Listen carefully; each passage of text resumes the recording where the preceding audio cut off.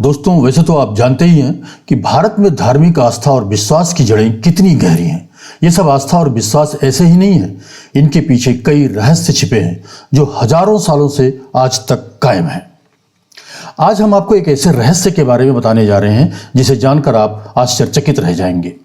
उत्तर प्रदेश के हापुड़ जिले का एक छोटा सा गांव राजपुर मड़ैया। देखने में यह गांव अन्य गांव की तरह ही साधारण सा लगता है, लेकिन इसके भीतर एक ऐसा रहस्य छिपा है जिसे सुनकर हर कोई दंग रह जाता है। असल में यहाँ कभी किसी की मौत सांप के डसने से नहीं हुई है। सांप तो मानो इस गांव की सरहद में आते ही अपना जहर खो बैठते हैं। अगर वैसे किसी इंसान को सांप काट भी ले तो वो उसका कुछ बिगाड़ नहीं पाते। मूल रूप से इस गांव के निवासी राजकुमार दक्ष, जो कि वरिष्ठ पत्रकार होने के साथ साथ वकील भी हैं, वो बताते हैं कि इस कहानी की जड़ें सैकड़ों साल पहले की हैं।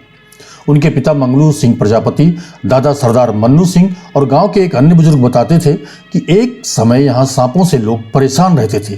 खेतों में काम करने वाले बच्चे, किसान, यहाँ तक कि घरों के अंदर भी लोग सांपों से सुरक्षित नहीं थे। अक्सर सांप के काटने से किसी न किसी की जान चली जाती थी। मेरा नाम राजकुमार दक्ष है। मैं गांव राजपुर मड़ैया का रहने वाला हूं। मेरे गांव की आज मैं आपको एक ऐसे रहस्य के बारे में बता रहा हूं जो सदियों से विद्यमान है और आज भी अधिकतर गांव वाले इसके बारे में जानते हैं, जो कि हमारे पूर्वजों ने हमें बताया था। मेरे दादा बताते थे कि सदियों पहले जब उनके पूर्वज इस गांव में रहते थे तो गांव में चारों तरफ जंगल हुआ करता था।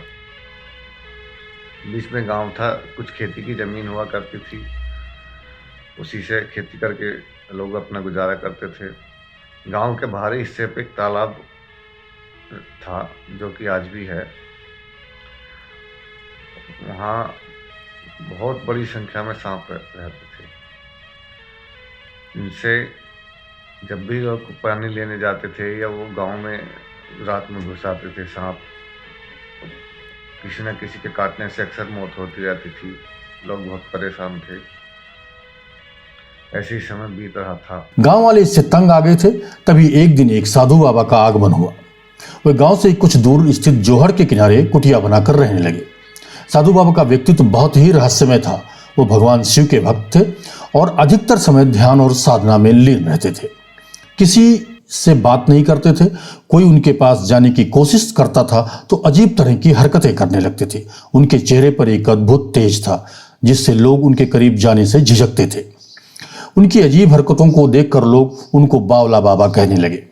कुछ समय बाद एक बार गांव के कुछ बुजुर्गों ने बाबा से अपनी समस्या बताई और इस संकट से मुक्ति दिलाने के उपाय बताने को कहा। बाबा ने कहा कि यह संकट तुम्हारे पूर्वजों के कर्मों का परिणाम है, लेकिन मैं इसे समाप्त करने का प्रयास करूंगा।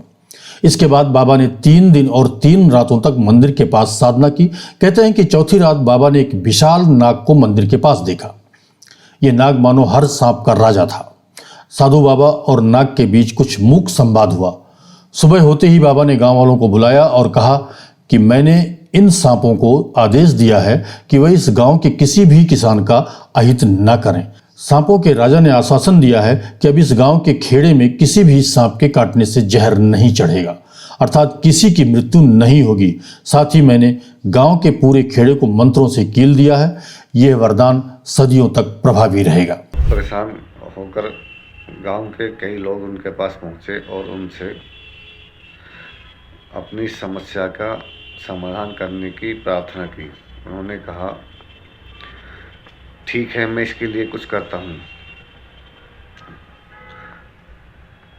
2 दिन बाद उन्होंने गांव वालों को बताया कि मैंने तुम्हारी समस्या का काफ़ी हद तक समाधान कर दिया है, थोड़ा बहुत जो रह गया है वो भी मैं कर दूंगा।